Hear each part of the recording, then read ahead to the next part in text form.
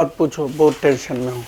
आज पेपर है और कुछ इम्पोर्टेंट क्वेश्चंस आप अगर बता देते हैं तो कुछ हमारे को 8th क्लास के बच्चे के द्वारा बोला गया कि सर आप थोड़ी सी मुझे फैक्टराइजेशन का क्वेश्चंस बताइए। तो मैं आपको अभी फैक्टराइजेशन के बारे में कुछ बताता हूँ और फैक्टराइजेशन पे आने वाले क्वेश्चंस को भी हम डील करेंगे, ठीक है। तो देखो, 2-3 बातें ध्यान रखना है। अगर मान लीजिए कहता है कॉमन फैक्टर निकालो, सपोज नॉर्मली अब कोई कहेगा कि 12x एंड 36 का कॉमन फैक्टर निकालिए। आपको तुरंत दिमाग में सोचना है कि 12x क्या है, 12 इसमें से कौन सा ऐसा नंबर ले जो इन दोनों को डिवाइड कर सकता है, ठीक है ना। तो इसके लिए फैक्टर ज़रूरी है कि भैया हम अपने मन में ही इस तरीके का चीज़ कर लेते हैं। इसको भी करने के लिए 2 × 2 × 3 × 3। अब देखो यहाँ पे ये वाला चीज़ कॉमन है, यहाँ पे 4, फिर 3 कॉमन है, तो जो मैक्सिमम कॉमन है उसको बाहर ले लो। x यहाँ पे है, यहाँ नहीं है, तो ये कॉमन फैक्टर हो गया।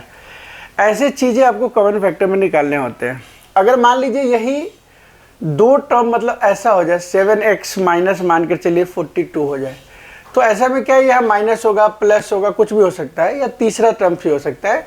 तो कोई ज़रूरी नहीं 3 टर्म्स है तो वहाँ पे हम डायरेक्ट सोचेंगे कि ये मिडल टर्म स्प्लिटिंग ही होगा। समझ रहे बात को।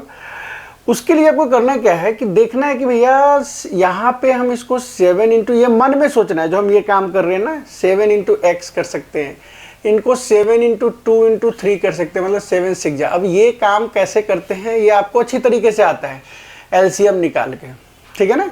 2 से 21, फिर 3 से 7, ऐसे यही चीज़ तो मैंने लिखा है, तो ये काम कर लेना है मन के अंदर। फिर देखना, अच्छा 7 कॉमन आ रहा है, मैक्सिमम हाईएस्ट कॉमन, x नहीं है, तो बस 7 को बाहर रख के जो बच गया लेने के बाद उसको अंदर में रख देना है। ये हमारा फैक्टर हो गया। दूसरा टाइप्स ये हो सकता है। तो दिमाग कहाँ कहाँ पे लगाना है, अगर कॉमन है तो दोनों में से कॉमन फैक्टर निकालना है। अगर आपके कॉमन नहीं है, ऐसे टर्म्स में है, तो आपको इस तरीके से क्वेश्चंस कर लेने हैं। उसके बाद अगर 4 टर्म्स आते हैं कभी कभी, जैसे देखो यहाँ पे है x² + xy + 8x + 8y। हम सोचते हैं कि क्वेश्चन नहीं आएगा, लेकिन ऐसा अगर क्वेश्चन आ जाता है तो आपको क्या करना है, 2 टर्म पे फोकस करना है, 2 टर्म पे। कभी कभी क्या होता है, ये इधर उधर भी कर सकते हैं आप। अगर आप इधर उधर करेंगे तो आपको हो सकता है कॉमन लेना ईजी हो जाएगा। हम देखते हैं कि यहाँ से अगर हम x कॉमन लेते हैं, मान लो इसके अंदर से, तो इसमें दोनों में ब्रैकेट में क्या बचा, यहाँ x² था तो एक x तो बच ही गया, और यहाँ पे +y बच गया। इस जगह पे 8 है हमारे पास, 8 कॉमन ले लिए तो हमें x + y हो गया। कभी कभी क्या होता है कि 2 टर्म्स में से आप कॉमन तो ले लेते हो, लेकिन इस कॉमन लेने का जो ब्रैकेट में आता है ना, कॉमन लेने के बाद ये चीज़ें इक्वल नहीं आ पाता है। तो उस केस के लिए आपको इधर से उधर इंटरचेंज करना पड़ सकता है, ताकि ये चीज़ें बराबर आ जाए तो आगे का स्टेप आप कर सको। अब देखो यहाँ पे x + y यहाँ पे है, x + y यहाँ पे है, तो हम x + y को बाहर ले लेंगे, तो जो इन दोनों के साथ चीज़ें हैं वो दूसरी ब्रैकेट में रख देंगे। ये 2 टर्म के अंदर कॉमन लेने की तरीका है, ऐसा अगर 4 टर्म्स में आता है तो, ठीक है। तो आपके पहले एक्सरसाइज में ये हैं, और इनसे जैसे मान के चलो एक क्वेश्चन हम अगर कहते हैं कि ये लिखो 15pq + 15, और यहाँ पे देखो 9q है, 9q + 25p। अब देखो यहाँ पे यहाँ से अगर तुम 15 लेते हो कॉमन, ध्यान से देखो, तो तुम्हारा 15 तो बाहर आ जाएगा, लेकिन यहाँ पे pq + 1 बन जाएगा। ये सब दिमाग में सोचना है। लेकिन इस जगह पे तुम अगर कोई भी चीज़ कॉमन लेते हो तो तुम्हारा अनपटा अटपटा सा दिमाग होता है, न 3 कॉमन ले सकते हैं यहाँ पे, न 5 कॉमन ले सकते हैं, तो थोड़ा सा इधर उधर वाली बातें हो जाती हैं। तो हम क्या करते हैं, इस तरीके का चीज़ सोचेंगे कि भैया दोनों में चीज़ें कॉमन आ जाए, है ना, ऐसी चीज़ें सोचो। तो आप क्या कर सकते हो, देखो यहाँ पे ये वाला चीज़ को इसके साथ लाओ, मतलब इसको ऐसे लिख लो रीअरेंजमेंट में, इतना + 9q, ठीक है। अब प्लस में ये 15, अब + 25p, इससे क्या होगा वो देखो। अब अगर हम यहाँ से 3 कॉमन लेते हैं और क्यूब कॉमन लेते हैं, तो इसमें भी 3 क्यूब है, तो 3 क्यूब ले लिया कॉमन। अभी 3 से डिवाइड करो, 3 5 जा 15, जस्ट टेबल पढ़ने होते हैं। तो क्यूब तो बाहर आ गया, p बच गया, और यहाँ पे क्या बचा, ओनली 3 बच गया। ठीक है, इस जगह पे आपने क्या किया, यहाँ पे हमने क्या किया कि 5 कॉमन ले लिए। ठीक है ना, मान लो यहाँ 5 कॉमन ले लिए, तो इसमें भी डिवाइड लग रहा है, इसमें भी डिवाइड लग रहा है। 5 3 जा 15 और 5 5 जा 5p। देखो ये चीज़ें लगभग सेम है ना, इधर उधर कर दोगे तो आपका ये ब्रैकेट आ गया कॉमन। यही चीज़ होनी चाहिए, कॉमन नहीं आएगा तो फायदा नहीं है आपको मतलब फैक्टर करने का। फैक्टर का मतलब ही है कि इसको ऐसे टर्म में लिखो ताकि इसकी मल्टीप्लाई जब करें ना दोबारा तो यही आंसर आ जाए। ठीक है, तो ये 4 होता है। तो जब देखना कि 4 वाले में डायरेक्ट अगर 4 वाला दिया है तो पक्की बात है 2-2 की अरेंजमेंट की ज़रूरत है। ठीक है, और जो अरेंजमेंट करके जो कॉमन लोगे ना, ये ब्रैकेट में जो चीज़ आए वो इक्वल आना चाहिए। अगर नहीं आ रहा है तो उसको दूसरे मेथड से फिर क्वेश्चन को करना होता है। ठीक है, अब फैक्टर की जो तीसरी नीति आती है कि अगर इनमें से कोई बातें नहीं बनी तो क्या करेंगे, तो आती है आपके पास फॉर्मूला की बारी। जैसे a प्लस बी का होल स्क्वायर होता है a स्क्वायर प्लस 2ab अब प्लस बी स्क्वायर। अब मान लो अगर डायरेक्ट इस क्वेश्चन पे ही कोई चीज़ें हो तो ये भी एक तरह का फैक्टर है। स्क्वायर मीन्स इसको 2 बार लिखा हुआ है, a plus B into a minus a plus B, है ना। अगर यहाँ पे माइनस हो जाएगा तो ये चीज़ें माइनस में चेंज होगा। आपको फॉर्मूला पता ही है कि a माइनस बी के स्क्वायर अगर है तो यहाँ पे a square minus 2ab plus B square. अब देखिए इन 2 पे जो क्वेश्चंस आते हैं, आप बच्चे इसमें कंफ्यूज करते हैं कि इसको मिडिल टर्म स्प्लिटिंग, हालांकि मिडिल टर्म स्प्लिटिंग से भी आपका आ जाएगा। बट अगर आता है यूजिंग आइडेंटिटी, यूजिंग आइडेंटिटी आ गया, जैसे कि क्वेश्चन है a square plus 8a plus 16। अब देखो यहाँ पे ये पहला को देखो किसका होल स्क्वायर है, अगर ऐसा मिल जाए, और लास्ट वाला भी देखो किसका होल स्क्वायर है। ये 2 चीज़ अगर आपको मिल जाता है तो लास्ट में 2ab, अगर ये प्लस है तो प्लस 2 लिखो, a के जगह पे जो भी चीज़ है a लिख दिया, अब b के जगह पे जो चीज़ है वो b लिख दिया, और इसको मल्टीप्लाई करने पे अगर यही आ जाए तो समझ लो कि एकदम से फिट बैठ गया है। अब बाकी तो मिडिल टर्म स्प्लिटिंग भी कर सकते हैं, तो वो भी बताएंगे। तो ये डायरेक्ट फॉर्मूला पे हो गया, जिसको हम लिख सकते हैं a प्लस 4 का होल स्क्वायर, जो कि इसको 2 बार लिख दे। फैक्टर का मतलब अगर स्क्वायर है तो 2 बार लिखो, क्यूब है तो 3 बार लिखो। ठीक है, तो ये है डायरेक्ट फॉर्मूला के ऊपर। अब कहोगे सर कभी कभी तो, अब कभी ऐसा मान लीजिए 4x स्क्वायर है, क्वेश्चन देखो ध्यान से, माइनस 8x है अब प्लस 4 है। अब ये साफ पहला ध्यान लगाओ ना कि जो पोजीशन है 2, इस 2 पोजीशन पे स्क्वायर की कोई चीज़ है। अगर स्क्वायर की चीज़ है, जैसे जब मान लो यहाँ पे 2x है और यहाँ 2x के स्क्वायर लिख दिए, और यहाँ पे माइनस 8x हम लिखे हैं और ये प्लस 2 लिख दिया। अब आपको देख रहा है कि यह 2 जगह पे स्क्वायर आ गया, यहाँ माइनस वाला टर्म्स लगेंगे, माइनस 2, a के जगह पे क्या है देखो यहाँ 2x तो 2x लिख दिया, अब b के जगह पे क्या है 2 तो 2 लिख दिया। अब ये चीज़ें आप आसानी से लिख सकते हैं, इसको बोलते हैं यूजिंग फॉर्मूला, मतलब आइडेंटिटी। तो बन गया ना 2x प्लस 2 का होल स्क्वायर माइनस, ठीक है, इसको 2 बार लिख दीजिए, 2x माइनस 2, 2x माइनस 2, है ना कमाल की बात। ये है आपके फैक्टराइज यूजिंग फॉर्मूला। ठीक है, लेकिन क्या आप ये सोचते हो कि आपको आसानी से नॉर्मल इस टाइप के क्वेश्चंस दे देंगे जिसमें आपको मतलब दिमाग ज़्यादा ना लगाना पड़े? तो ये आप भूल में घूम रहे हो। ये तो आपको था बेस वाला चीज़। क्वेश्चंस जो देगा, मान लीजिए हम इसी फॉर्मूला पे क्वेश्चन आपको दे देते हैं जो आपके बुक में ही है, और क्वेश्चन है l प्लस एम का होल स्क्वायर और माइनस 4lm।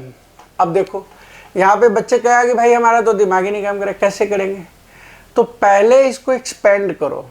क्या करो? इसको एक्सपेंड करेंगे a प्लस बी के होल स्क्वायर। तो a प्लस बी का होल स्क्वायर क्या होता है आपको पता ही है, a स्क्वायर मतलब l का square plus 2l into M, अब प्लस m का स्क्वायर माइनस 4LM।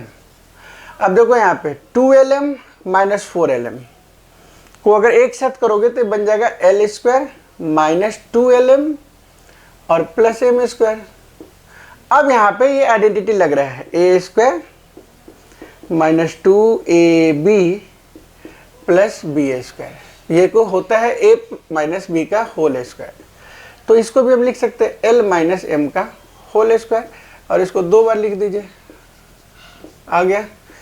तो हम ऐसे क्वेश्चंस को कर सकते हैं अगर आता है तो, थोड़ी सी माइंड लगाओगे बहुत आसानी है। नेक्स्ट जो फैक्टराइज फॉर्मूला है उसको बोलते हैं A square minus B square, जो कि होता है A प्लस B और A माइनस B अगर फैक्टराइज करेगा तो। देखो 2 टर्म्स होगा, आप आसानी से समझ सकते हो। अच्छा, तो जैसे मान लीजिए यहाँ पे अगर आ जाता है आपके पास क्वेश्चन है 4P square minus 9Q square. अब आपको जो मैक्सिमम बच्चे गलती करते हैं, अब देखो ये किसका होल स्क्वायर है ये देखना है, तो ये 2P का होल स्क्वायर है, ठीक है, और ये 3Q का होल स्क्वायर है। बच्चे कैसे लिखेंगे? ऐसे 2P का स्क्वायर, बड़े अच्छे अच्छे लोग बच्चे लिख देते हैं ऐसे, तो ये गलत हो जाएगा।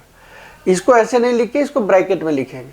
अब ये चीज़ें आ गया, इस वाले फॉर्मूला पे डाल दो, क्या बनेगा बताओ? बन जाएगा 2P प्लस 3Q एंड दूसरा बन जाएगा 2P माइनस 3Q, ठीक है।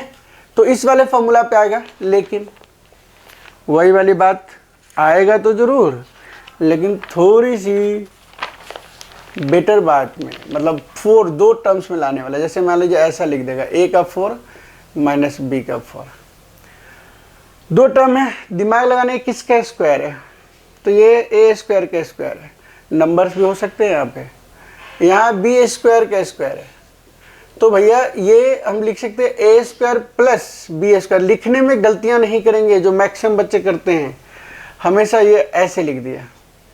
अब देखो ये सेम रहेगा क्योंकि ये प्लस का टर्म है, इसके लिए कोई फैक्टर फॉर्मूला हमारे पास नहीं है, बट ये वाला चीज same this formula using this formula, तो A प्लस B एंड दूसरा हो जाएगा A माइनस B,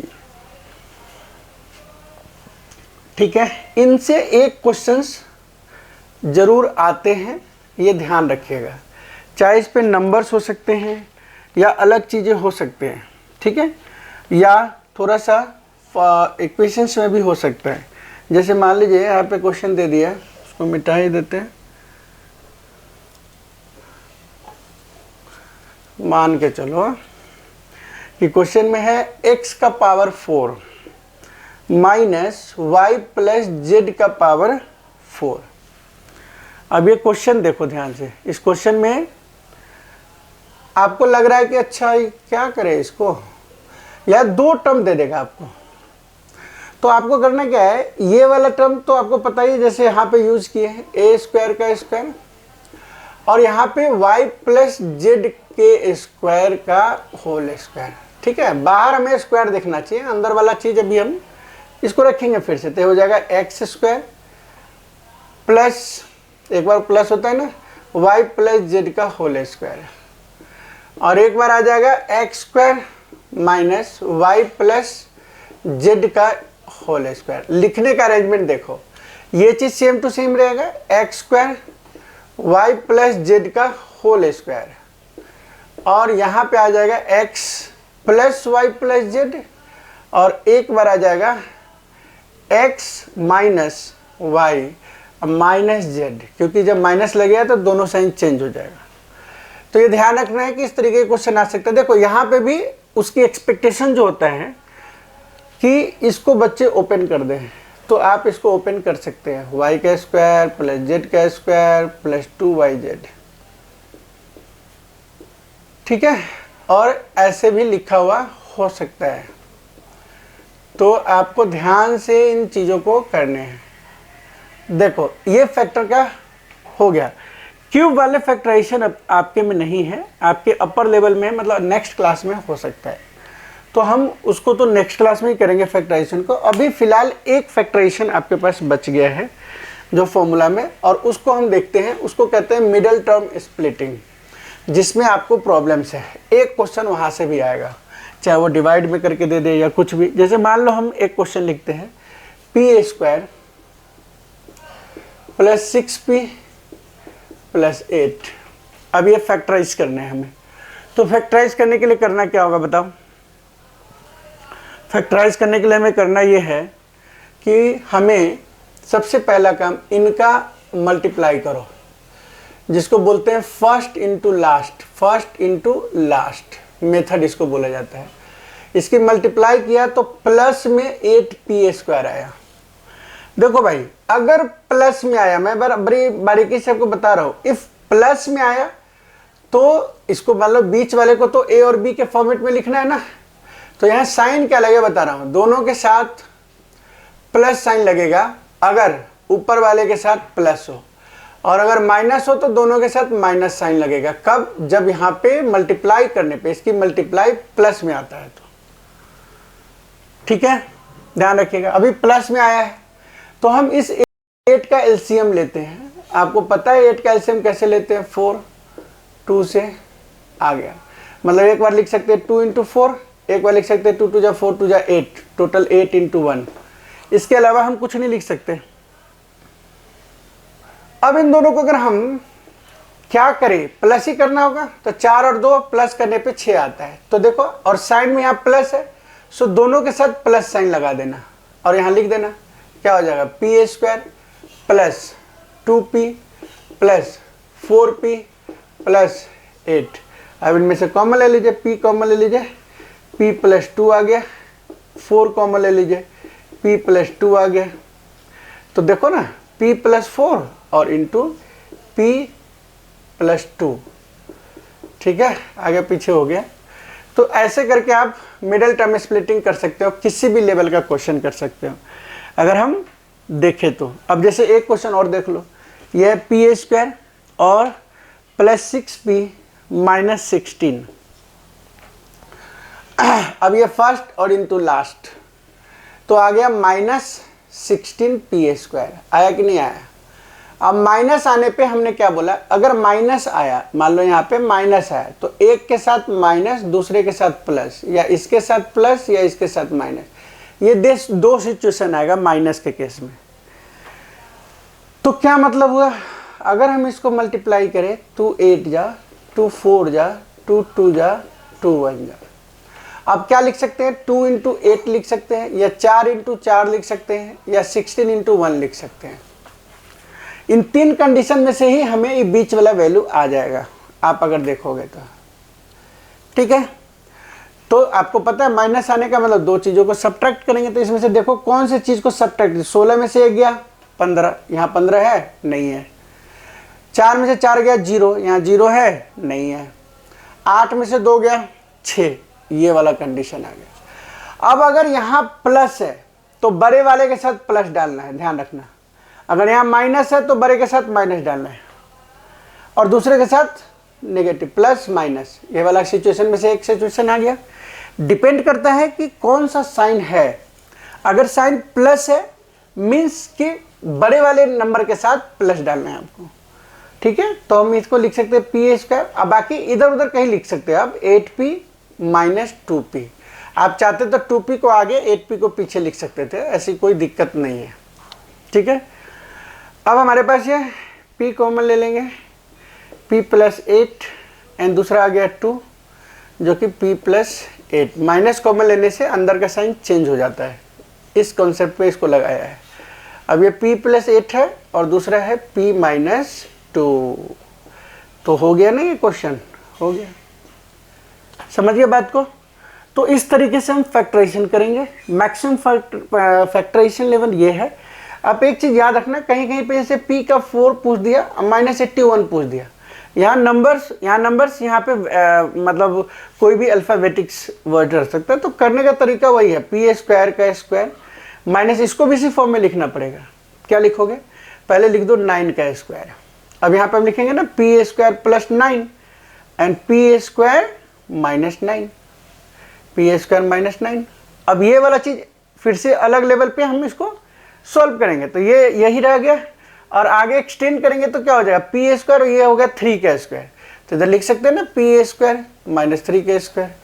जो कि आगे p+3 बन जाएगा और p-3 बन जाएगा। साइन का ध्यान रखना एकदम जरूरी है, अगर साइन में गलती करेंगे तो मार्क्स आपका काट सकते हैं, ये ध्यान रखिए। तो ये लेवल है आपके क्वेश्चंस का। बाकी आप अगर इसके बेस्ड में डिवीजन ऑफ एल्जेब्रिक एक्सप्रेशन पूछते हैं तो मैं 4 क्वेश्चन उसमें से भी कराने की कोशिश करता हूं, लेकिन उसको करने से पहले ये फैक्टर आपको आना जरूरी है। अगर आप फैक्टर कर लेते हैं तो आपके लिए डिवीजन इतना आसान हो जाएगा ना, जिसका हिसाब ही नहीं, आपके दिमाग में पहले ही दिखेगा अच्छा ये काम करना है। जैसे अगर हम नॉर्मल कहते हैं कि 28 मान लीजिए, x का पावर 4 है और यहाँ 56 है, मतलब नॉर्मल वाला टर्म में डिवाइड करना है। आपको ये चीज़ें ऐसे लिख देना, नीचे ऊपर लिख लो बस ऐसे, है ना। अब इससे देखो ये 28 2 जा कट जाता है और ये पावर सेम है, सेम चीज़ पे पावर माइनस हो जाएगा। तो ये चीज़ अगर हम इसको यहाँ हटाएंगे तो ये x की 3 में निकल जाएगा, तो 1/2 x की पावर 3 आपका आंसर हो गया। ठीक है, ऐसे डिवाइड करते हैं। अगर 2 टर्म्स वाला है, जैसे मान लीजिए क्वेश्चन में है 5x का square and divided by -6x, और देखो ये 2 ब्रैकेट में है, डिवाइड बाई 3x। अब डिवाइड करने के लिए आपको ये अच्छी तरीके से पता है कि हमें 3x से डिवाइड करने के लिए 3x इसके अंदर से बाहर निकलता या x निकलता है, तभी कुछ कर सकते हैं। तो आप या तो कॉमन ले सकते हो तो ले लो, नहीं लेना तो आप इसके नीचे 3x डालो, और मैं कहूँगा इनको अलग अलग कर दो। जैसे 5x के स्क्वायर के नीचे भी 3x आ गया, अब -6x अपॉन में 3x आ गया। अब देखो इस x से ये स्क्वायर खत्म हो गया और x से x खत्म हो गया, 3 2 जा 6, तो क्या आया बताओ, 5x 5/3x -2, ये हमारा आंसर आ गया। ठीक है, अगर आप दूसरा कोई भी 2 टर्म्स हो, जैसे 10x -25 है और डिवाइड बाई 5 है, तो आप कुछ बच्चे यहीं भी डिवाइड कर देंगे, नहीं करना है, इसको 2 टर्म समझिए और तब 10x -25 के नीचे 5 डालो।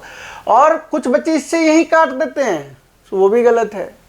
इनमें से या तो कॉमन ले लो, नहीं तो ये दोनों के नीचे है ना, तो दोनों को अलग अलग कर दो।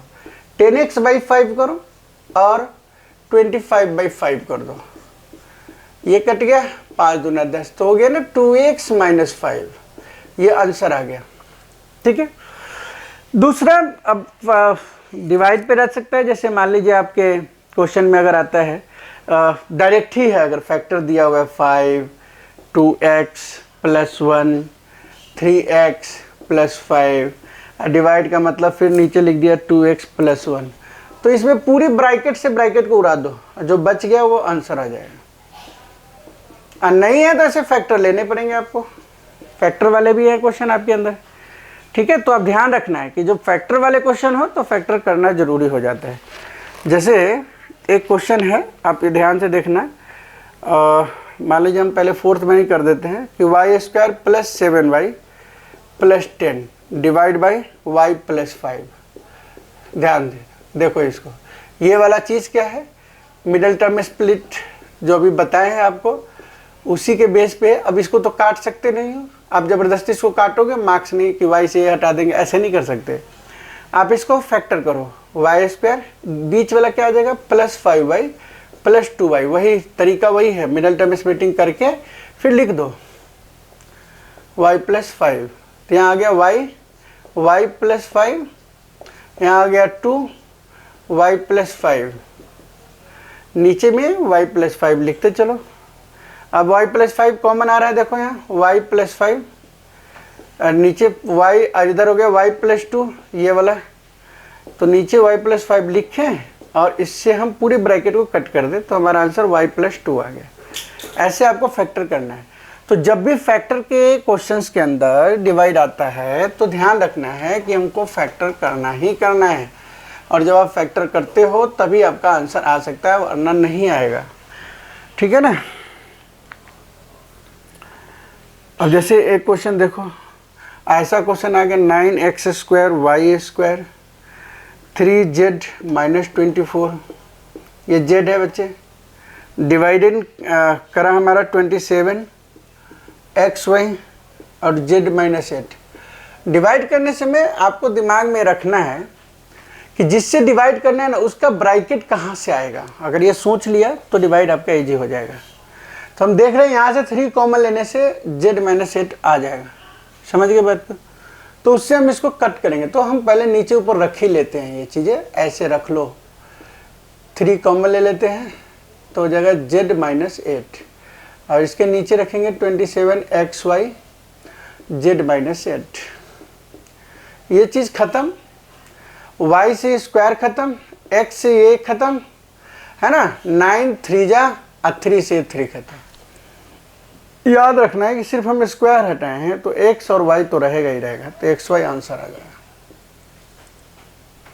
ठीक है, बाकी स्क्वायर में भी दे सकता है कि अगर आपका फैक्टर निकालना है, ठीक है, मतलब ये कि जैसे मान लीजिए a square minus b square divide by a plus b दे दिया, तो अब ये भी कोई ऐसा नहीं है, इसको वही आइडेंटिफाई लगा के क्या उसको बोलते हैं आइडेंटिटी लगा के इसको एक्सप्लेन कर लो कि देखो ये चीज़ें हम ऐसे लिख सकते हैं। आई डिवाइड है तो इसको नीचे लिख सकते हैं। ठीक है ना, अब इससे पूरा काट दो, आंसर आ गया a माइनस बी। ठीक है, इसके बाद जो लास्ट एक्सरसाइज है कि find the correct error in the following mathematical statement. अब ये जो क्वेश्चंस है इसके अंदर आपको क्या करना है, तो एरर निकालने का मतलब है कि आपको अगर वैल्यूज दी गई है, जैसे मान लीजिए हमने दे दिया x प्लस 2 बराबर है x के, अगर x बराबर 3 है, कुछ नहीं करना है, आपको करना क्या है, इसमें वैल्यू LHS में पुट कर दो। 3 प्लस 2 ये 5 आता है और जब इधर पुट करते हैं तो 3 आता है, दोनों नॉट इक्वल है इसलिए एरर है। तो इसको बराबर करने के लिए क्या करना पड़ेगा, यहाँ पे भी 2 लगाना पड़ेगा। तो ऐसे करके आप करेक्ट कर सकते हो। अब जैसे मान लीजिए इसमें दिया है सब्स्टिट्यूटिंग x इक्वल्स टू -3, अब x इक्वल्स टू -3 सब्स्टिट्यूट करना है ना, तो क्वेश्चन दिए होंगे। मान लीजिए हमारे पास क्वेश्चन है x square plus 5x plus 4। अब इसमें वैल्यू सब्स्टिट्यूट करना है x की -3, ध्यान रखिएगा। अब आपको जब ये करना है तो आप क्वेश्चन में ध्यान रखना कि -3 से पुट कर दो। कैसे, -3 का स्क्वायर प्लस 5 इंटू जो भी चीज़ रखोगे माइनस वाला ब्रैकेट में रखो, 3 के स्क्वायर करा माइनस प्लस हो गया तो 9 आया, प्लस अब ये माइनस बन जाएगा 5 3 जा 15, अब प्लस 4 9 4 13 माइनस 15 कितना आया -2। तो हमारा आंसर आ रहा है -2। अब आप ये कह रहा है कि इसमें एरर फाइंड करो। मान लो x square plus 5x plus 4 था, ठीक है, और उसमें x की वैल्यू -3 और यहाँ पे जो आंसर लेकर आया हुआ है वो ये लेकर आया हुआ है 15, मतलब ये गलत है। तो आपको सही तरीके से बताने हैं आपका आंसर सही क्या आ रहा है, तो आप सही वैल्यूज डालोगे और फिर आपका आंसर आसानी से आ जाएगा। ठीक है, एक 17 नंबर क्वेश्चन है, उसमें कह रहा है कि 3x स्क्वायर प्लस 1, मान लो 3x स्क्वायर प्लस 1 अपॉन में 3x स्क्वायर, ठीक है, और ये सॉल्व कैसे किया है, 1 प्लस 1 इक्वल टू 2। अब ये सॉल्व कैसे है जो हम आपको बता चुके हैं कैसे सॉल्व करना है। आप इसको अलग अलग करो, तो 3x स्क्वायर प्लस 1, इसके नीचे भी 3x स्क्वायर डाला और इसके नीचे भी 3x स्क्वायर डाला। अब देखो ये चीज़ तो कैंसिल होकर 1 आ गया और ये इसको नीचे को कोई वैल्यू नहीं दिया, मतलब इसको उड़ा के 1 प्लस 1 कर दिया है, तो रॉन्ग सॉल्विंग है। तो आपको 1 प्लस 1/3x स्क्वायर करके दिखाना है। ठीक है, अगर इसमें वैल्यू सब्स्टिट्यूट करना हो तो आप सब्स्टिट्यूट कर सकते हो, बट ये एरर सॉल्विंग है, बताना है। करेक्ट इसका ये होगा, करेक्ट आंसर ये होगा। ठीक है ना, तो ये चीज़ें आप अलग अलग करके, मतलब इसने गलत सॉल्व कर रखा होगा। अब जैसे यहाँ पे है 7x प्लस 5 अपॉन में 5, आपसे पूछेगा कि इसका आंसर 7x आएगा। अब कुछ महारथी जो होते हैं आपकी क्लास का, वो कहेगा हाँ बिल्कुल आएगा, ये ले 5 से 5 काट दे, आ गया आंसर। लेकिन ये गलत है, जब आप ऐसे नीचे देने का मतलब है ये 5 दोनों के नीचे हैं, तो 7x/5 भी लिखना, अब प्लस 5/5 भी लिखना, ये कट के तो 1 आ गया। तो हमारा आंसर तो आया 7x/5 प्लस 1, जो कि इसके बराबर नहीं है, सो ये करेक्ट नहीं है, इनकरेक्ट है। ठीक है, इस तरीके से आप इस पूरे एक्सरसाइज को एक बार रिवाइज कर लीजिए, इनमें से बहुत सारे क्वेश्चंस पकड़े जा सकते हैं। ठीक है।